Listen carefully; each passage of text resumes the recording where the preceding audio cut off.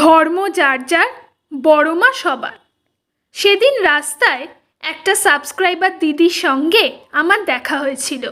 Subscriber দিদি আমাকে বললেন, দিদি ভাই, তোমার চ্যানেলে তুমি তো ঠাকুরের ভিডিও ছাড়ো।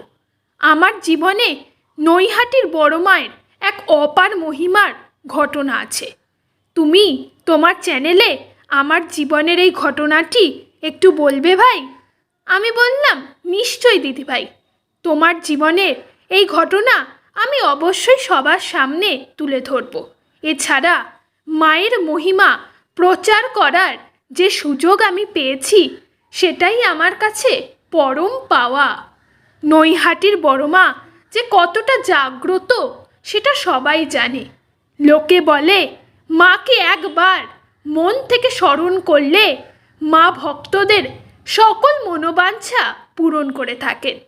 দূর দূরান্ত থেকে, নানা জায়গা থেকে মাকে দর্শন করতে লোকে ছুটে যায়। সাবস্ক্রাইবার দিদি বললেন, ওনার বছর কয়েক আগে সেরিব্রাল অ্যাটাক হয়েছিল। দিদিভাই অনেক দিন ধরেই চিকিৎসাধীন ছিলেন। তারপরে সুস্থ হওয়ার পর একটা সমস্যা দিদিভাইয়ের থেকে গেছিল, সেটা হচ্ছে ব্যালেন্স প্রবলেম।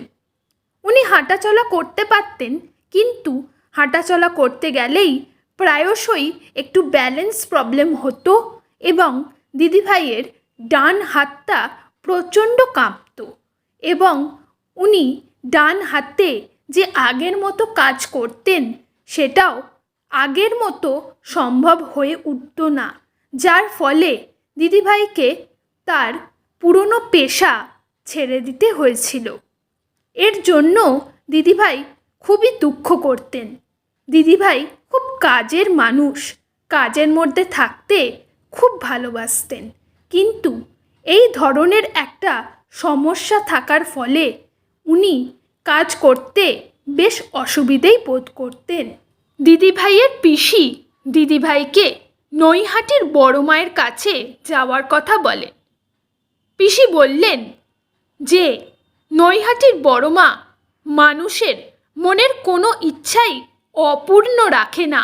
যদি কোনো মানুষ মন প্রাণ থেকে মায়ের কাছে কিছু চায়, মা কখনোই সেই ভক্তকে ফিরিয়ে দেন না। মন প্রাণ থেকে যদি দিদিভাই মায়ের কাছে চাইতে পারে যে মা, তুমি আমাকে সুস্থ করে দাও এবং আমি আবার আগের জীবনে ফিরতে চাই, আগের মতো যেমনভাবে আমি কাজ করতাম সেই রকমভাবেই বাঁচতে চাই, তাহলে মা অবশ্যই দিদিভাইয়ের সেই মনের বাসনা পূর্ণ করবে। পিসির কথা মতো পরের দিন দিদিভাই তার স্বামীকে নিয়ে বেরিয়ে পড়লেন নৈহাটির বড় মাকে দর্শন করার জন্য। মায়ের থানে পৌঁছে দিদিভাই অঝরে কেঁদে ফেললেন। হাত জোর করে মাকে বলতে লাগলেন, মা, আগে তো আমি ভালোই ছিলাম, কিন্তু আমার এই অসুস্থতার পর আমার অনেক রকম শারীরিক অক্ষমতা তৈরি হয়েছে, যার জন্য আমি আগের মতো কাজ করতে পারি না।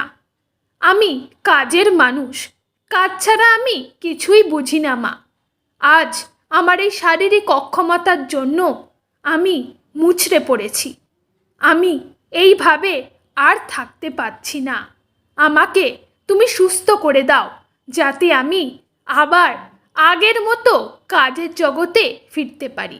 নৈহাটির বড় মায়ের থান থেকে ফেরার কিছুদিন পর থেকেই দিদিভাই লক্ষ্য করতে থাকলেন যে দিদিভাই তার ডান হাতে কিছুটা জোর পেতে শুরু করেছেন এবং দিদিভাই আর একটু মনের জোর বাড়িয়ে দিদিভাই আগের মতো কাজ করা শুরু করার একটা প্রয়াস করলেন এবং অদ্ভুতভাবে দিদি সফলতা পেলেন।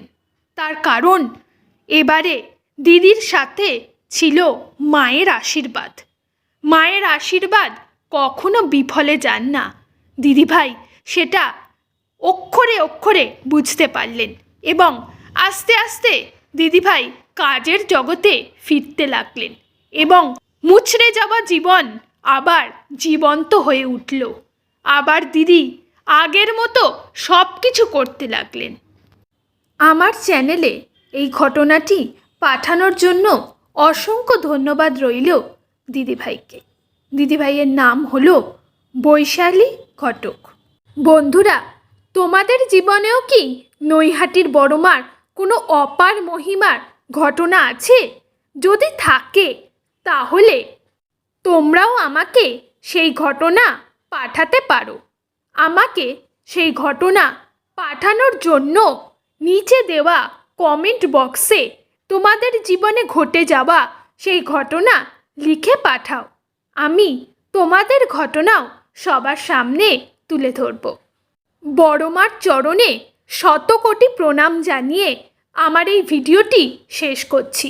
ভিডিওটি ভালো লাগলে লাইক করতে ভুলো না, আর আমার চ্যানেলে নতুন হলে চ্যানেলটিকে সাবস্ক্রাইব করো।